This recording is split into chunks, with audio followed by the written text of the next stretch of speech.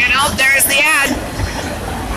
So this was a 3x0 north southbound Z on the Salt Lake subdivision, Clearfield, Utah, on State Street with a Thundercat Ace leader, number 8537.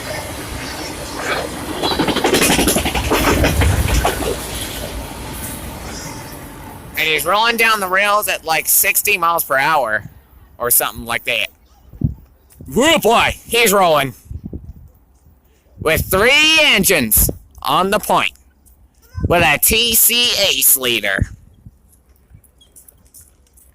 So, thank you guys for watching and hearing from the Clearfield station. This is Union Pacific SD70 ACE and AH Productions. Excuse me. I just had a little hiccup there. This is Union Pacific SD70 ACE and AH Productions signing out. And everyone watching this video, have a great day. Peace out. Bye.